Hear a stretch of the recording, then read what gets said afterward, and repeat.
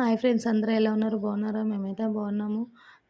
వీడియో పెట్టడం అయితే చాలా లేట్ అయిపోయింది. ఎందుకంటే నాకు హెల్త్ ప్రాబ్లమ్ అయింది కొంచెము. అందుకని చెప్పేసి ఎడిటింగ్ చేసుకొని ఈరోజు పెట్టడం జరుగుతుంది.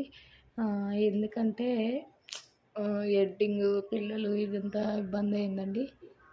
కాబట్టి ఫస్ట్ సద్దుల బతుకమ్మ పేర్చే విధానం అయితే ఇదే అండి. ఫస్ట్ ప్లేట్ తీసుకుని అందులో ఆకు, కొంచెము కుంకుమ పసుపు వేసుకోవాలి. కుంకుమ పసుపు ఎందుకు వేసుకుంటారంటే మేము బతుకమ్మని నిమజ్జనం చేసినాం కాబట్టి వాటర్లో కలిసిపోవాలన్నట్టుగా కుంకుమ పసుపు వేసుకుంటాము. తర్వాత ప్లేట్ నిండా ఆకు వేసుకొని సమానంగా వస్తుంది అనమాట ఆకు వేసుకోవడం వల్ల. తర్వాత బతుకమ్మకి తంగేడు పువ్వు అనేది చాలా ఇంపార్టెంట్. కొంచెమైనా పెట్టాలంట. అది అడుగునే కాకపోయినా మధ్యలో అయినా పైనైనా కొంచెం, మీకు అక్కడ పువ్వు లేకపోతే ఆకైనా కంపల్సరీగా పెట్టాలి.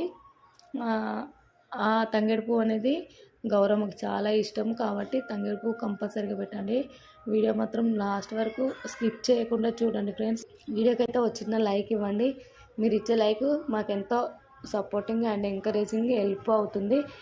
వీడియో లైక్ ఇవ్వడం వల్ల వేరే వాళ్ళకి కూడా వెళ్ళిపోతుంది. థ్యాంక్ యూ ఫర్ వాచింగ్ అండి.